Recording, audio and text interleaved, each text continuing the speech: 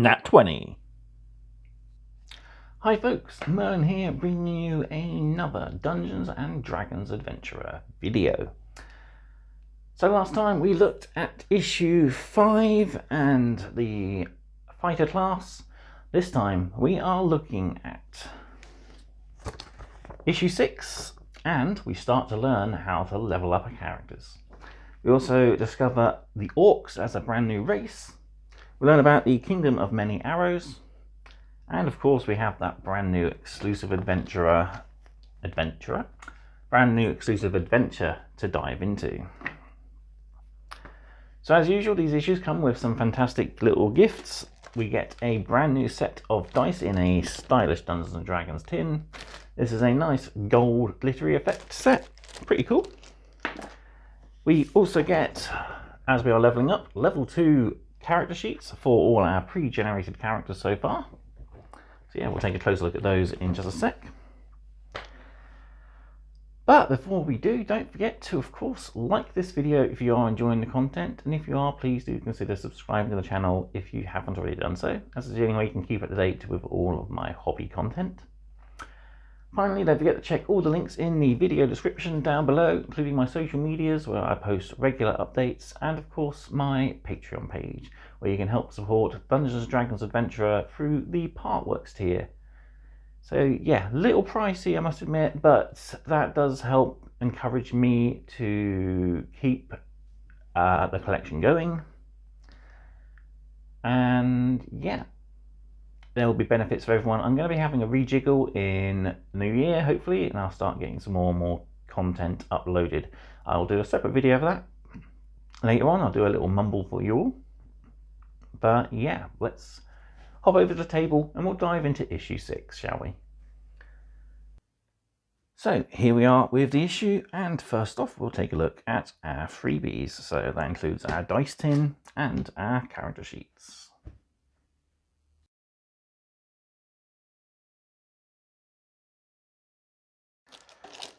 So we get a Ziploc baggie for protection, but we can of course take that and fling it away. So yeah, really cool tin. I do have a little bit of damage on mine, sadly. I'm not too sure how exactly that happened, but could be just manufacture error, could just be the British Postal Service. But yeah, so we have a fantastic glittery gold effect set. We have a nice bit of plastic film protecting the dice. But yeah, so we got D20, D8, 2 D10s, D12, D6, and of course D4. Then they have that beautiful glitter effect. And yeah, numbers stand out against the bright background, which is pretty cool. So you've got a nice orangey sunburst sort of effect, which is really, really cool, catching the light there. So as usual, let's give these dice a customary on-camera first roll and just see how lucky they are. Oh, nice, a nat 20. 76, 9, 3, 3, and a 4. So yeah, these are pretty awesome dice, I think. Yeah, I think I'm going to be definitely keeping this set as one of my to-game sets. Of course, first roll isn't always a good story. Let's see what the second roll is. Not as good, but still... Still, I do think I quite like these. I mean, we have the bright yellow here, the D4, and it goes up to the darker sunburst colour there of like the D10s and the D20. So yeah, pretty cool set anyway. Yeah, those black numbers stand out really well on the bright backgrounds. Yeah, definitely going to be including this set in a few games in the future. Right, I'll put these away and then we'll take a look at our updated character sheets. So we'll start off then with Krantor. So we've got an increase to our HP as usual for all our leveling up. We are now, of course, level 2. We have the space to write our player name there as well. Alignment is still blank as we haven't discovered what that entails at the moment. Other than that, most of the stuff is pretty much the same. So we have, of course, the space to write down any gold that he has picked up across our previous games. We have a new ability, Cunning Action, which we'll look into when we look at the level 2 skills for our rogue. And yeah, nothing on the back because he has no spells. Moving on then, we have Ratagar. So she now has 19 HP. She has Turn Undead and Preserve Life abilities there. Part of her cleric skill set, which again we'll look at in the issue. Yeah.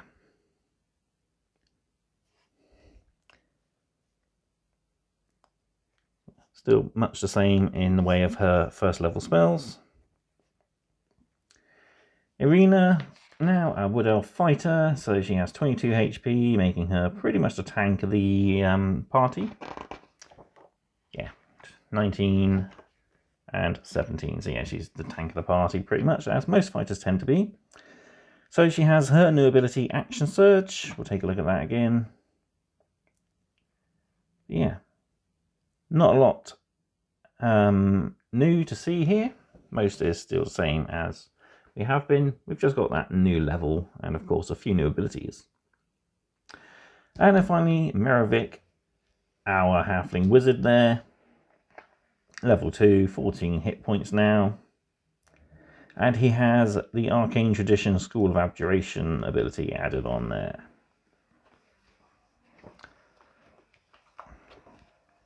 And yeah, there we are.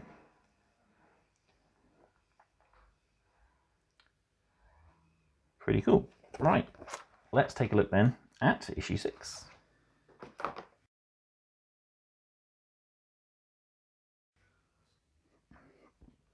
Right, diving into our issue. So our full contents. So we have Adventure 1, Mission or Scenario 6, The Queen of Scars. Sage Advice, looking at magic items. Character creation, so we have an overview of leveling up, we have a species profile on Orcs, and then we have second level skills for Rogue, Wizard, Cleric, and Fighter. Finally, our lore, we have but a single page, and this focuses on the Orc Kingdom of Many Arrows. So with this issue, we get a set of second level character sheets for our heroes, which include new features and increased hit points, plus there's a new set of exclusive dice. We have the usual mark there to scan your QR code to take you to the Dungeons and Dragons Beyond website there. So yeah, pretty cool. So let's start taking a look with magic items. So magical world of Dungeons and Dragons is filled with wondrous items. So yeah, there's many reasons to go adventuring. Some do it for excitement, some for experience and knowledge, and others to help those in need. But most prefer the, physical rewards such as enchanted items, maybe even the deed to a mansion.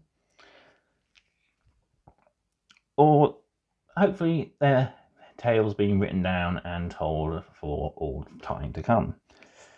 But yeah, there are many different types of magic items throughout the world. Some are unique, some are commonplace, and others are just that little bit more special. So all magic items fall into a set of rarity. We have common, uncommon, rare, very rare, legendary, and artifact. So yeah, legendary and artifact items usually are one-of-a-kind magical items that are in very short supply. So just because you've picked up a supposed magical item doesn't mean you know it is magical. In order for that to happen, we need to have a wizard, like our halfling engineer here, detect whether a spell, an item, is actually magical by identifying it with the identify spell. You can, of course, also spend a short rest and focus on the item in order to discover any physical or magical properties to it. You must be within physical contact of said item, and at the end of the rest you will learn whether it's magical or not, and what properties it does have if it is. Usually potions are an exception. You can just taste you can just have a little drop on the end of your finger and taste it to find out what a potion will do. Usually these heal, buff your strength, or even protect you in certain ways. So not all magical items are easy to use. Some you'll need to attune to. So anyone wielding a +1 sword will add that bonus to the hit as well as the damage. But other magical items may require a particular bond made. To do this, you need to take a short rest focused only on that item, being in physical contact with it. If you are interrupted, your attunement will fail and you'll need to start again. There are, of course, a few extra rules, like weapons will only stay attuned to you if you are in constant contact with them. If you spend more than 24 hours at a distance of 100 feet away from the item, then it will unattune to you. You'll lose the attunement if you die, of course. If another creature attunes to the item while it was attuned to you, you will lose the attunement. And you can also voluntarily end it by spending a short rest. So yeah. There's many other ways, of course, that attunement can go right or wrong. You can't benefit from more than one copy of a single item. Only one creature can attune to an item at a time. You can only have a maximum of 3 items attuned to you. An item might require attunement when you're not attuned to it, and you will only gain its non-magical abilities. And some might even have prerequisites, like requiring attunement by a dwarf in order to activate its magical abilities. So yeah. Moving on, then we have our look at leveling up our characters. So your character's skill and abilities advance as they progress through the fantasy world of Dungeons and Dragons. So you've hopefully played a few of these adventures now. I will be doing some, I promise. I've just been too busy with painting projects at the moment. But I will get around to figuring out something soon. But yeah. While this you have been learning the game, your characters have also been building up knowledge and what it takes to be an adventurer. So we've learned all about the first level abilities for all our different classes. Now we're going to start taking a look at leveling up and becoming second level. So we have a box here of beyond the first level. So our pre-generated characters so far have all been first level, and the encounters have been fairly balanced for that level. As we're going forward, of course, the adventures will get harder, and we will be leveling up as well. So while we are pretty much being told when to level up, there is, of course, other ways you can level up, such as the experience points system or XP system. So this inspired a lot of role-playing games such as Final Fantasy, and one I've just recently rediscovered, The Legend of Dragoon. But yeah, basically you need a certain amount of XP in order to increase your level, as you would know. So gaining hit points, when you level up, you of course gain a few more hit points. So there's 2 ways of doing it. You can either roll the hit dice, add your constitution modifier, and then add that total to your maximum. Or you can take the average score for that dice, add your constitution modifier, and then add it to your total. So we see here for all our classes that we play, we have our hit dice as well as the average roll. So for our wizard, hit dice is 1d6 with an average roll of 4. Clerics and Rogues, 1d8 with an average roll of 5. And a d10, we have an average roll of 6 there for the fighter. So we add that Constitution modifier to that. So, and then we add that to our hit point pool. So yeah. Looking at a brand new race then, we have a look at Orcs. This is a very Orc-focused issue. So fearsome warriors or softly spoken librarians. When you play an Orc character, the choice is yours. So with a voracious appetite for destruction and an unslakable thirst for blood and plunder, Orc tribes are the scourge of the Forgotten Realms. So there's many different Orc races and tribes around the Forgotten Realms. And there's different ways of playing them. You could be a life intelligent Orc, or you could be a hulking, brutish, not so intelligent, pretty bloodlust sort of Orc as well. So yeah, we have a little bit there about the Orc civilizations, which again we'll look at later in the issue. We have factions 3, the Many Arrows tribe, one of the most prolific Orc tribes in the Sword Mountains. Yeah. Over the page though, we have a look at the bloody pantheon of all the different Orc deities. So we have Grumish, or Grumpsh, he who watches, who is the chief of the Orcish gods. He lost an eye by an elven deity, and in his fit of rage, sparked day is defined by his rage that was sparked when the other gods and cultures spurned him. We have Ilneval, the Warmaker, who is the right hand of Grumpsh. Scared and wily warrior, whose followers are often often the greatest aptitude for strategy. We have Barg True, the leg breaker. So where Ilneval is devious, Barg True is mindless destruction and unthinking might. We have Lufik, the cave mother, the wife of Grumpsh. So she helps temper her spouse and is the main deity within the Orcs that helps promote unity within the tribes. And she is also a symbol of fertility for female Orcs when they are pregnant. We have Yutrus, the White Hand, so a diseased Orc with no mouth, is a god of plague and death. Not exactly the nicest of guys to meet. And finally we have Shargas, the Night Lord, who is a deceptively dangerous Orc, constantly surrounded by a veil of shadow. At the bottom here, we have a look at a few minions here being taken up. So we've got a sorcerer there who's requiring new minions. We have a Orc here who's sadly not made the cut and is being turned down. We have a gelatinous cube who seems to have swallowed another adventurer already. We have an ogre, the most lethal creature in all the realms, a lawyer. And we have a mind flayer there as well.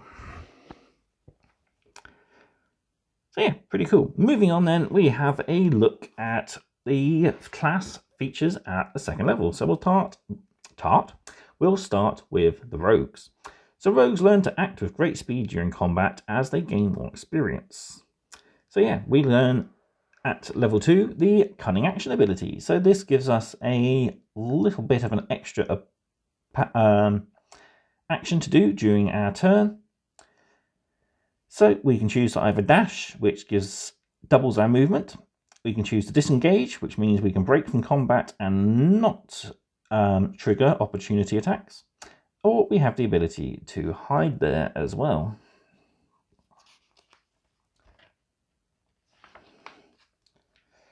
So we have a little box about the hit point increase, and we also have another reminder about the sneak attack combo. So we can combo our brand new ability with the sneak attack. So we can hide with our bonus ability, use our movement to creep close to our target, and then hit them with a melee attack, which will gain the sneak attack bonus there. Next up for our wizards then, we start learning about arcane tradition. So wizards commit to a school of magic and gain new spells as they advance. So for our wizard here, we are now a savant to the school of abjuration. As we've previously discovered, there are 8 different schools. These are abjuration, conjuration, divination, enchantment, evocation, illusion, necromancy, and transmutation. So we also have the arcane ward abilities. Starting at level 2, abjuration wizards get a little bit of a protection spell. So we can cast a ward which will protect us from harm. So we get a hit point total equal to our wizard level times 2, and plus our intelligence modifier. And when we take a hit, the ward will take the damage first. Once it has taken all its maximum amount of damage, then we will of course take the damage to ourselves, as it mentions here. For example, Merovic has reached 2nd level, so he gets a maximum ward hit point of 8, so 4 for twice his level plus 4 for his intelligence modifier. When the ward drops below that 8 though, he would start taking damage. He can of course use actions to re-heal the ward. So when the ward is below its hit point maximum, you would add 2 to it every time he casts either of the 1st level spells. And we have a couple of new spells. So shield, as I mentioned, this one is a pretty defensive spell. So protects you from magic missile, gives you an extra +5 to your armor. And yeah, negates a lot of damage, which is pretty good. And it can be done as a reaction as well. So when your opponent makes an attack against you, you can throw your hand up and raise a magical shield. And we also have comprehend languages here. So you basically have, after you perform the ritual, you have a understanding of anything that is spoken that you hear, so literal meanings as well, and you will also understand any written languages you see, but you must be touching the surface in order to understand it. It won't decode secret messages or texts in a text or a glyph, such as arcane sigils. That isn't part of a generic written language, but yeah, pretty cool. And it does have a material cost, so the material cost of this spell is a pinch of soot and salt. And again, we got our box for hit point increase on wizards there. Next up then, we look at our cleric. So the bond between a cleric and a deity only grows stronger as their character advances. So we can now channel divinity, and this allows us to turn undead and preserve life as our 2 new abilities. Yeah, getting more and more closer to our deity. So yeah, turn undead basically allows an undead to be withheld from you. Basically, it will treat you as if it was afraid of you. It can't make a voluntary move towards you, and will try to make a basic move away from you as fast as possible. We also have preserve life, so this is pretty handy for when we are finding our team getting injured quite often. We'll raise our holy icon and evoke a healing spell to restore a number of hit points equal to 5 times our level, so 10 hit points. And these can be distributed between all characters or creatures within 30 feet.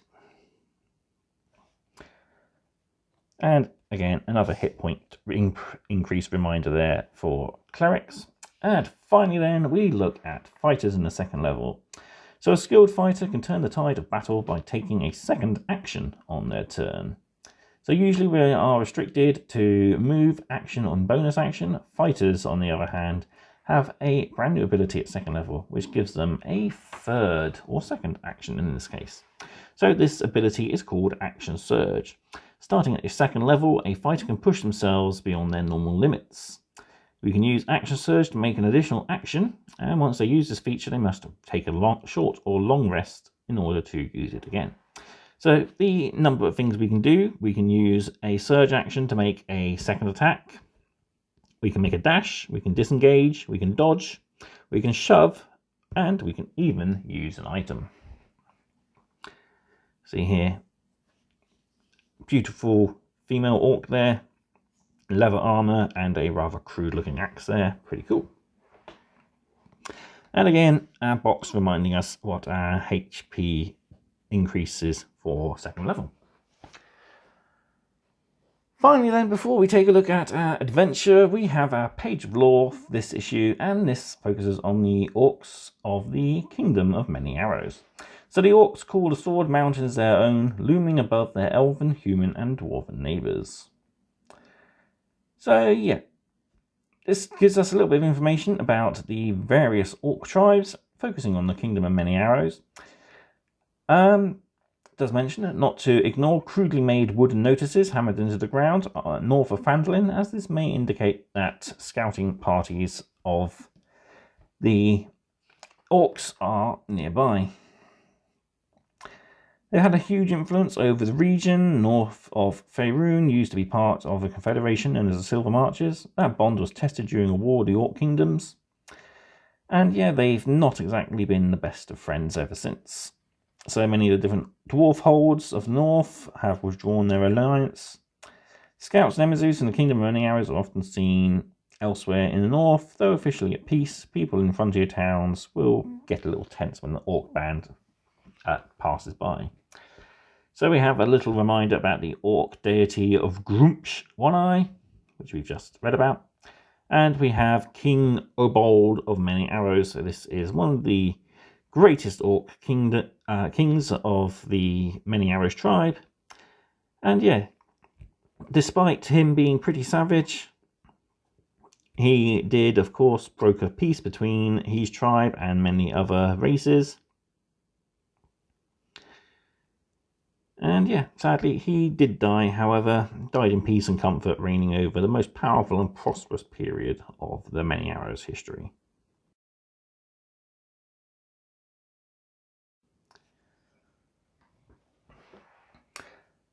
Right, our encounter focuses on the Queen of Scars.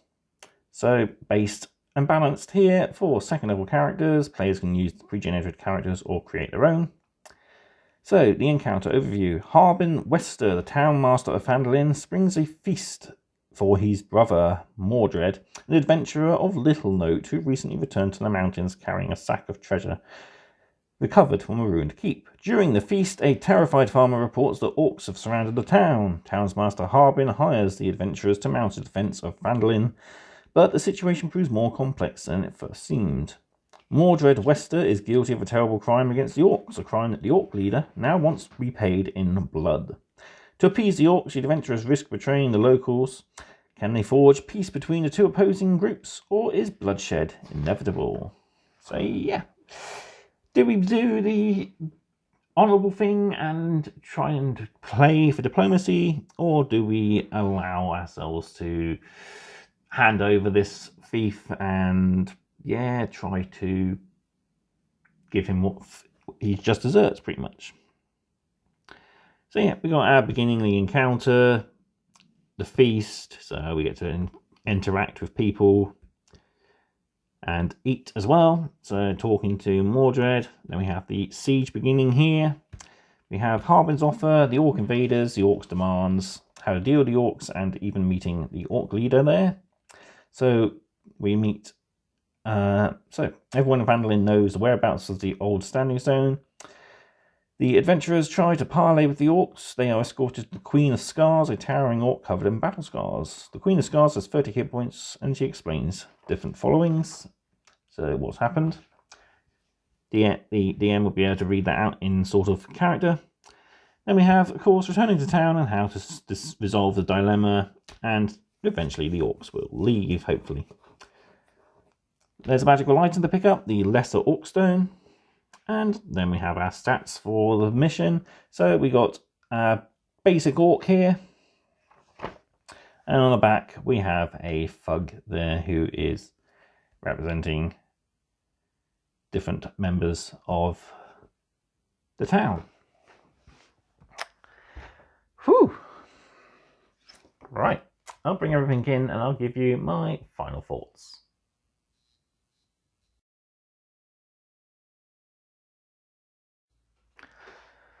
So there we have issue 6 of Dungeons and Dragons Adventurer, and a very handy issue. Gives us a basic understanding on how to level up. Gets us introduced to how to use magic items. We have been getting a few now through different missions at least, which is pretty cool. And yeah, we get those brand new updated character sheets. So just remember to transfer over any information on that you've penciled in on the older character sheets. So don't forget, of course, your gold, any magic items you've picked up, etc. And we get another fantastic set of dice. These are really cool, nice glittery effect dice. I do like glitter. I must have been a magpie in a past life or something. But yeah, really, really cool set of dice, I think. Easily a little more interesting than the set from issue 2, which was another yellow glittery set. This set is a little more on the orange side as opposed to the yellowy gold. But yeah, again, some nice information in the issue. Very orc focused issue, which is pretty cool. Giving us more and more races to look at. And again, it covers our level 2 abilities for all our different classes we have. So yeah, this will be the last video for a while. I'm still awaiting my next delivery. So as soon as that arrives, I'll do a unboxing video, and then I will get working on the individual issue coverages. Until then, I'm going to go do a bit of research and figure out how to do solo play adventures, so that I can get at least a couple of these filmed for you guys to enjoy at a later date. I think I'm going to be having quite a quiet period over Christmas, so yeah, I might be doing it over then. And that's pretty much it, I think, for this issue. Great issue, nice bit of lore, plenty of tutorials on how to level up and magic items. Very handy. Pretty cool. We have these nice glossy character sheets to use. And of course, a fantastic new set of dice. I know we are getting a gold, glow in the dark and a metal set of dice. I think that's in one of the next. I know both are coming in the next delivery. I can't remember which issues though. I think it's 7 and 8 or possibly 8 and 9. But yeah, got a lot to look forward to, and I'll of course be bringing you updated content as and when I know it. There will of course be my usual videos this week and the next few weeks of Stormbringer, so don't forget to keep an eye out for those. And yeah, that's pretty much all I can say. Otherwise I'll be repeating myself twice, no, maybe 3 times, I can't remember.